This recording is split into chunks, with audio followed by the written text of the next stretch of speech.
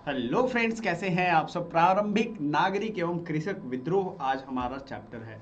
इसके पहले जनजातीय विद्रोह और बहुत सारे प्रैक्टिस सेट अलग अलग आपके सिलेबस के अकॉर्डिंग हम करवा रहे हैं। हमारा टारगेट है 10,000 क्वेश्चन और ये कोई आसान टारगेट नहीं है, लेकिन जो कर लेगा उसका रिजल्ट जरूर आएगा ही आएगा। पहला क्वेश्चन क्या है, इसको ध्यान से देखिएगा। तेभागा आंदोलन 1846 में, ये नहीं हुआ था, 1946 है। नीचे इंग्लिश वाले में लिखा भी हुआ है, आप देख सकते हो। तेभागा आंदोलन कब हुआ था? 1946 बंगाल में आरंभ हुआ। ठीक है। किसके नेतृत्व में? मुस्लिम लीग के नेतृत्व में, भारतीय राष्ट्रीय कांग्रेस के नेतृत्व में, ट्रेड यूनियन के नेतृत्व में, या किसान सभा के नेतृत्व में? पहला चीज, तेभागा है क्या? ये 1946 का एक आंदोलन है। आप 4 ऑप्शन देख चुके हैं, थोड़ा इसके बारे में हम डिटेल बता देंगे आपको।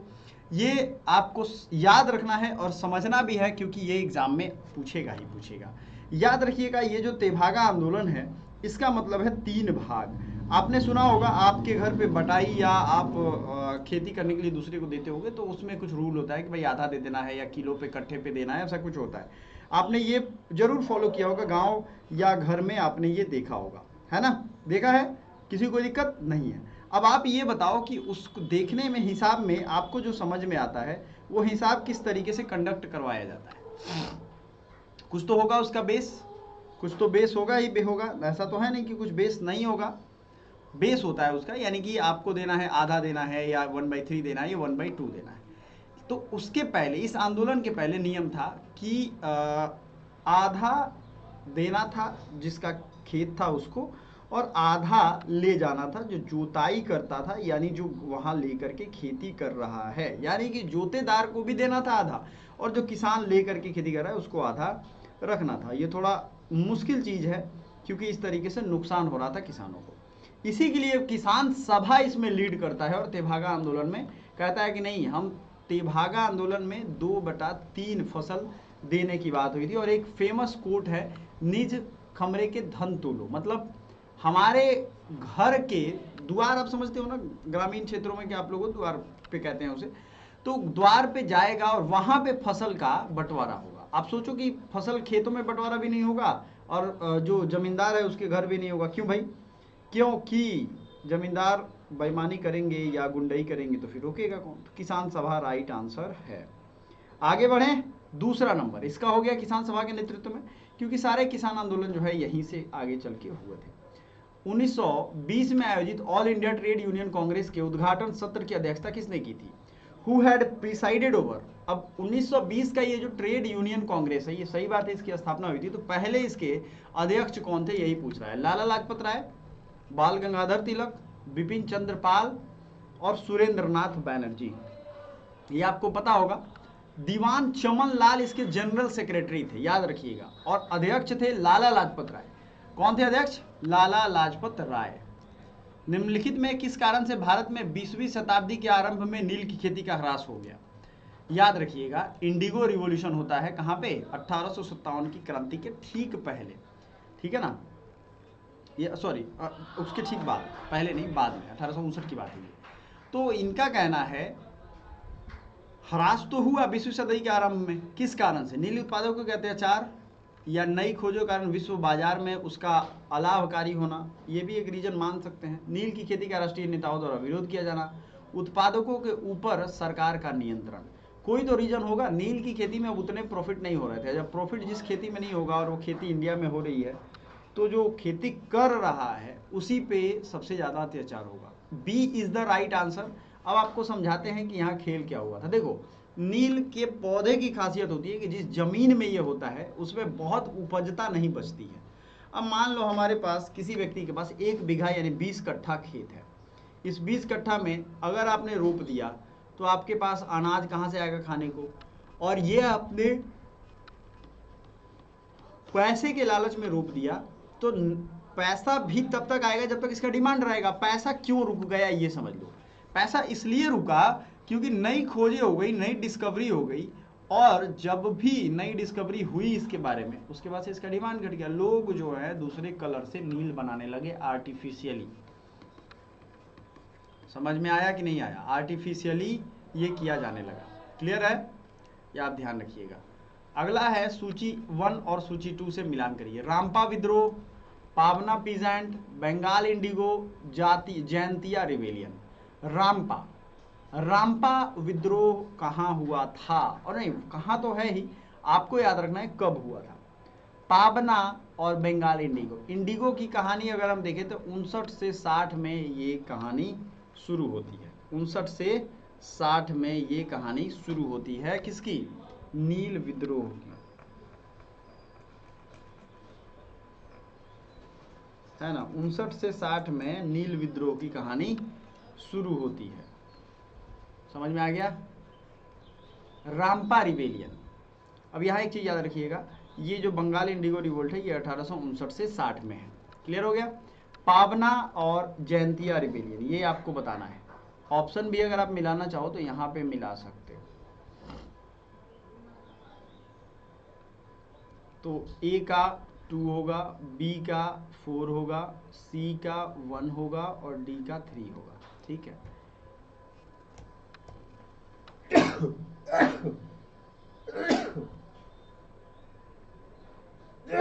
समझ में आ गया।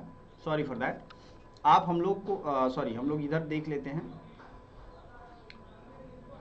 तो इस पीडीएफ को थोड़ा सा जब छोटा करेंगे तो ये चीज़ें सुलझ जाएंगी। ए का 2 है, बी का 4 है। ए का 2, बी का 4। अब हो गई आसान। अब आप समझ लो, रामपा विद्रोह हुआ था 1879 में, 1879। पावना विद्रोह हुआ था 1873 में, और जयंतिया रिबेलियन 1860 से 63 में।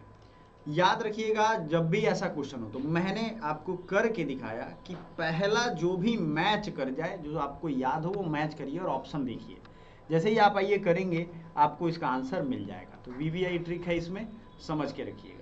छोटे छोटे वीडियो लेक्चर्स हैं लेकिन इसको फॉलो करिए पूरा। आपको लाइव क्लासेस भी फॉलो करते चलने हैं। चलिए, सूची 1 को सूची 2 से मिलाइए।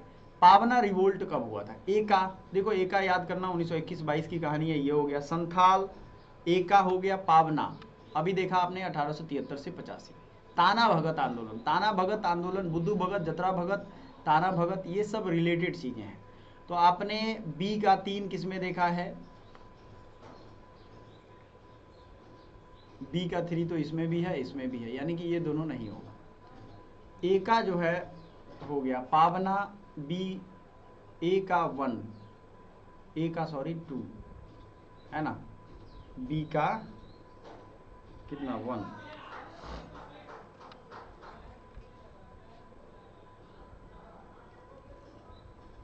है कि नहीं है?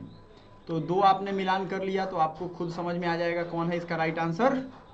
अब बताइए, संथाल परगना में जो युद्ध हुआ था, संथाल रिबेलियन, ये 1857 से पहले हुआ था। 3 भी मिल गया, है ना जी। अब बच रहा है ताना भगत। तो अब बताओ आपको क्या ज्यादा परेशान होने की जरूरत है? तो बी में ही तो है इसका सारा राइट आंसर, बी वाला राइट आंसर है। बी में डी का राइट आंसर क्या हो जा रहा है? 4। 1914 में ताना भगत आंदोलन हुआ था। आगे बढ़ते हैं।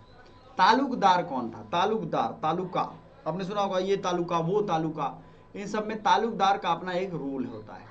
तो तालुकदार कौन था? छोटा कृषक था, धार्मिक संस्थानों की व्यवस्था करता था, बड़ा जमींदार था, लोगों से जजिया वसूलता था। 6 का राइट आंसर, एक बड़ा जमींदार था तालुकदार। समझ में आ गया कौन था? एक बड़ा जमींदार था। समझ में आ गया। आगे बढ़ते हैं। 19वीं शताब्दी में मोपला कृषकों ने निम्नलिखित में से किसकी निरंकुशता के विरुद्ध विद्रोह किया?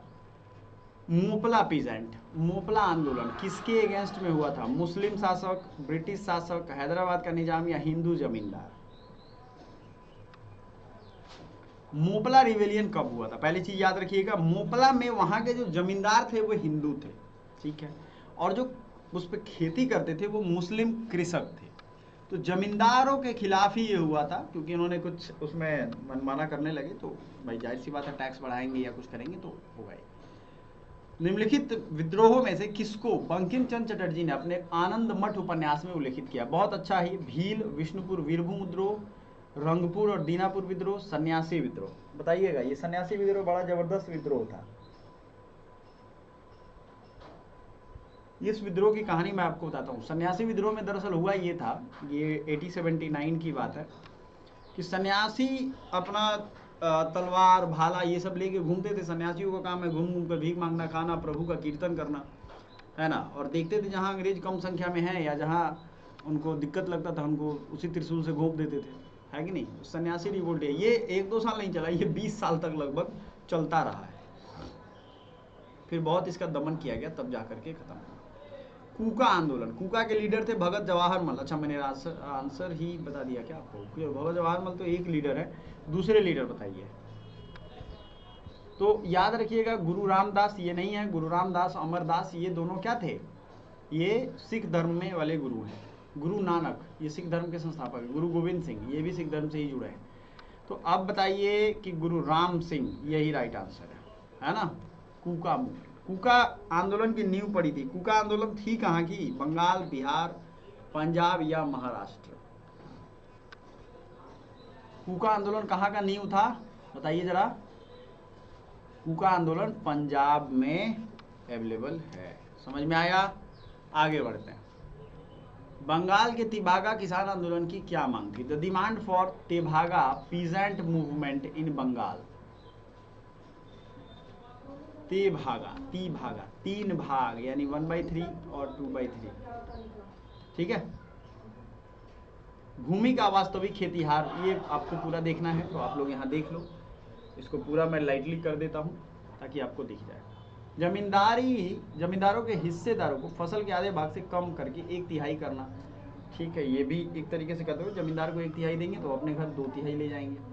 भूमि का वास्तविक खेतिहार होने के नाते भू स्वामित्व कृषकों को प्रदान करना। जमींदारी प्रथा का उन्मूलन, ये तो नहीं होगा। कृषकों के समस्त ऋणों को रद्द करना, ये भी नहीं होगा। यही राइट आंसर होगा। 1/3 उनको देना था, बाकी खुद अपने पास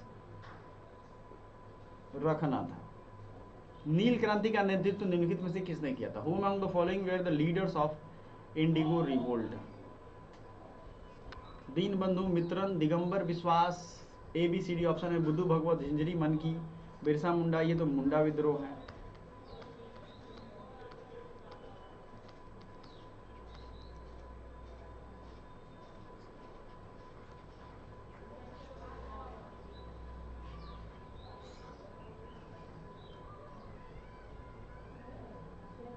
दीनबंधु मित्रा, मधुसूदन दत्त। कौन है नील क्रांति के? दिगंबर और विष्णु विश्वास। सही है, राइट आंसर यही है।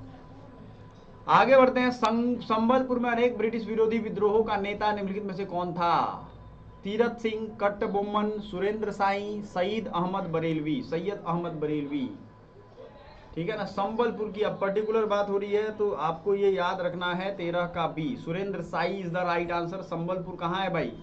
याद करके बताइए, इंपॉर्टेंट है तो। कौन सा? गडकरी विद्रोह का केंद्र था। गडकरी कहाँ पे थे? अब गडकरी अगर याद करोगे तो महाराष्ट्र के इलाके का ये एक जाति है, तो आपको उसी का आंसर करना होगा। गडकरी कोल्हापुर में है, महाराष्ट्र कोल्हापुर में है ना, तो यहीं के ये हैं, ठीक है। आपको सीधा आंसर रट लेना है, गडकरी कोल्हापुर, गडकरी कोल्हापुर।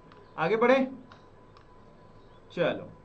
पागलपंथी विद्रोह प्रमुखता एक विद्रोह था। पागलपंथी भील, गोंड, गारो का या कोलियों का?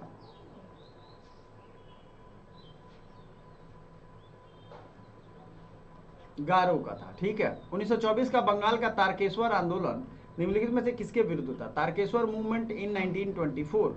मंदिरों में भ्रष्टाचार, राजनीतिक नेताओं की गिरफ्तारी, हिंसा, सांप्रदायिकता। तारकेश्वर बंगाल में आंदोलन हुआ था ये। इसका कहानी कहाँ से जुड़ा हुआ है? मंदिरों में भ्रष्टाचार से जुड़ा हुआ है ये बंगाल का तारकेश्वर आंदोलन। कौन सा आंदोलन है? बंगाल का तारकेश्वर आंदोलन, ठीक है ना।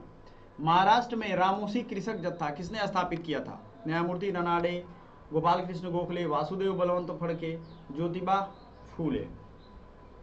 वासुदेव बलवंत फड़के ये जो है रामोसी कृषक जत्था के एक प्रोपोनेंट थे और इन्होंने स्थापित किया था रामोसी कृषक जत्था। रामोसी विद्रोह कहाँ का है? महाराष्ट्र के इलाके का है। देवबंद आंदोलन जो कि यूपी में हुआ था। अब देवबंद आंदोलन हुआ कब था ये पूछा गया है। भारतवर्ष का सर्वप्रथम किसान आंदोलन कौन था? ये बड़ा अच्छा सवाल है। 18 और 19 दोनों नंबर बताइएगा। तो देवबंद आंदोलन जो है वो 1866 में हुआ। देवबंद मूवमेंट इन यूपी, ठीक है, 1866 में। और 19 नंबर है भारतवर्ष का प्रथम किसान आंदोलन। तो बिजौलिया आंदोलन था कि जो विजय पथिक सिंह के नेतृत्व में खेला गया था, मतलब ये आंदोलन हुआ था, ठीक है। 1921 का मोपला विद्रोह कहाँ हुआ था? मोपला जो कि हमने पढ़ा था अभी, आप मालाबार में, तेलंगाना में, विदर्भ में या मराठावाड़ा में? 20 का राइट आंसर क्या है? मालाबार कोस्ट में ये हुआ था। अब आपको बताना है स्टेट, कोस्ट तो हमने बता दिया है। मोपला विद्रोह किस राज्य में हुआ था? मोपला विद्रोह किस राज्य में हुआ था? ठीक है, चलिए, thank you so much, bye for now.